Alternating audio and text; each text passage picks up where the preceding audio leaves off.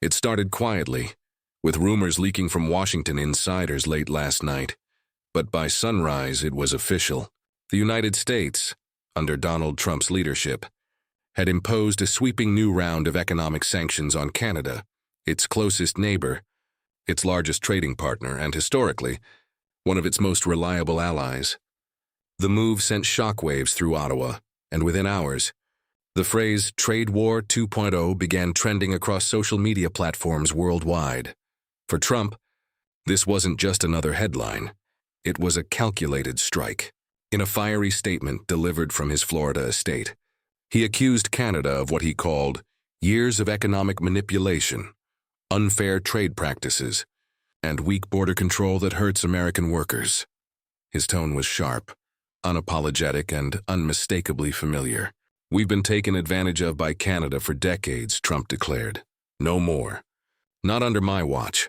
The sanctions, outlined in a 45-page executive order, target multiple key sectors of the Canadian economy, including energy, dairy, and manufacturing.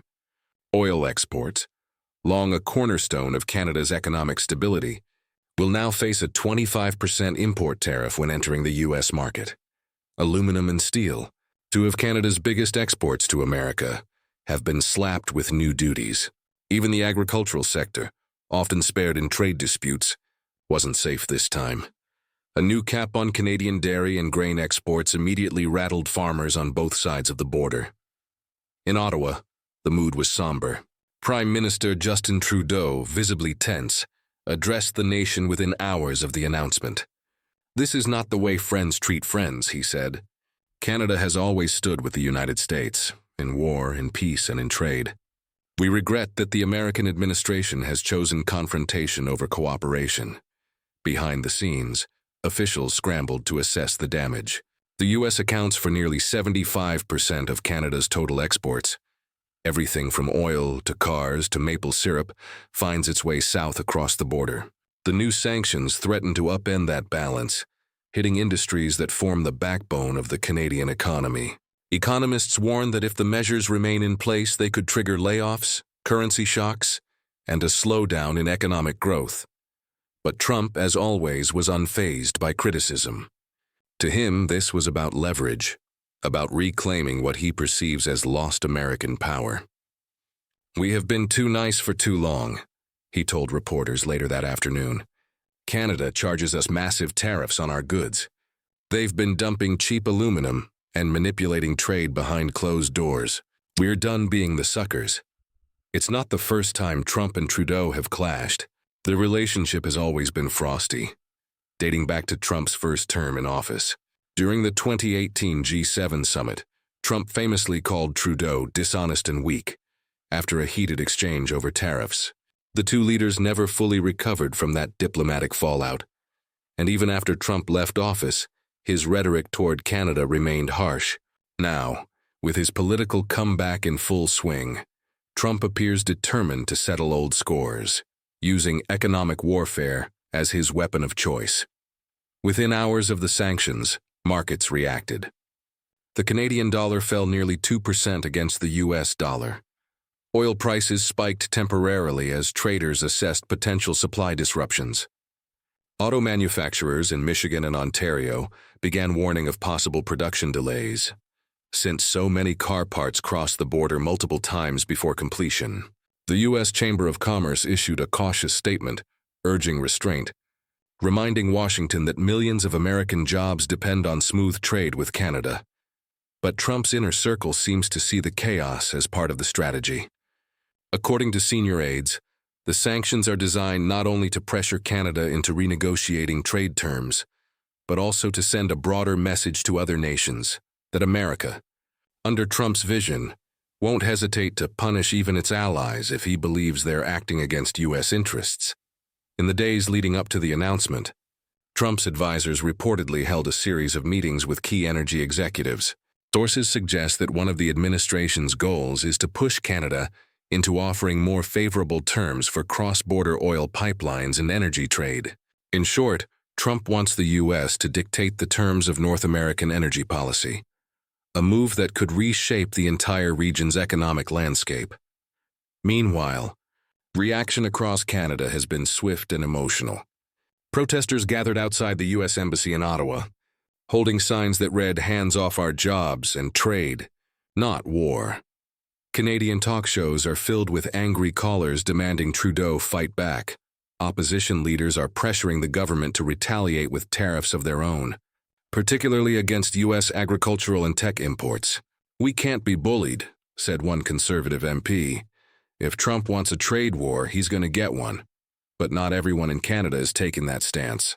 Some business leaders are urging calm, warning that retaliation could escalate tensions further. "The United States is too important to our economy," said a senior executive from a Toronto-based manufacturing firm. "We can't afford a prolonged standoff. Cooler heads need to prevail." In Washington, the political fallout has been equally intense. Trump's critics accuse him of jeopardizing one of America's strongest alliances for the sake of political theater. Democratic lawmakers called the sanctions reckless and self-destructive, pointing out that they could hurt U.S. companies just as much as Canadian ones. "This is not leadership," one senator said. "This is ego masquerading as policy." Still, Trump's base is energized. On social media, MAGA supporters flooded timelines with praise. "Finally, someone standing up for American workers," one user wrote. Canada's been freeloading for years. The populist message, that Trump is protecting American jobs, continues to resonate deeply among his supporters in the Rust Belt, where manufacturing losses have long fueled resentment toward globalization and trade deals. Internationally, the move has raised eyebrows. European leaders, already wary of Trump's approach to alliances, are watching closely. Some analysts fear that if Washington is willing to punish a close partner like Canada, it could signal a broader retreat from cooperative global trade norms. China, meanwhile, is observing with interest, perhaps even quietly celebrating. As one Beijing-based analyst put it, every time the U.S. alienates an ally, it creates an opening for China. Indeed, there are whispers in diplomatic circles that Canada might seek to deepen trade ties with other nations to offset the U.S. blow. China, India, and the European Union have all expressed interest in strengthening economic links with Ottawa. If those relationships grow, it could mark a long-term shift in North America's economic balance, away from U.S. dominance and toward a more diversified global alignment. Back in Washington, Trump's messaging has been relentless. In rally speeches and interviews, he's framed the sanctions as a necessary correction to decades of bad deals made by previous administrations. "We love Canada," he said during one interview, "but love doesn't mean letting them rip us off. This is about fairness. This is about putting America first." For many Americans, the logic is simple. Trump's brand of nationalism is about reclaiming control. But for economists, the situation is more complex. They warn that trade wars often have unintended consequences.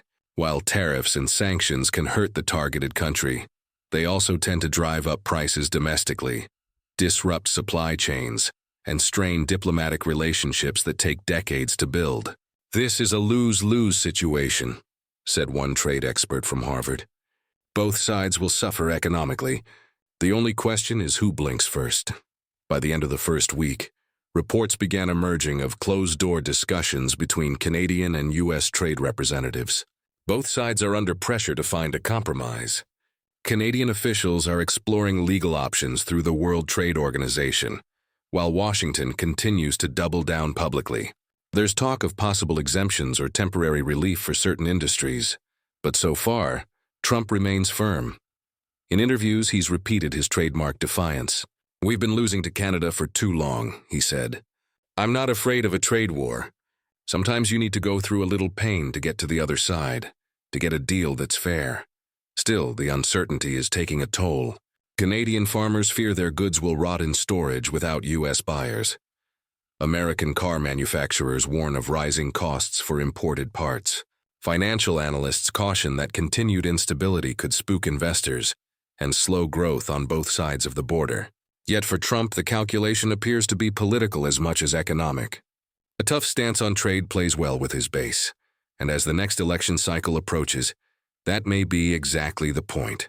By week's end, the world is watching to see how this standoff unfolds. Will Canada retaliate, Will Washington ease the pressure? Or will both nations double down, risking a full-blown economic clash between two of the most intertwined economies on Earth? For now, one thing is certain. The relationship between the U.S. and Canada has entered uncharted territory. What was once described as the world's longest undefended border now feels like a fault line in global trade. The handshake diplomacy of old has given way to a new era of economic brinkmanship.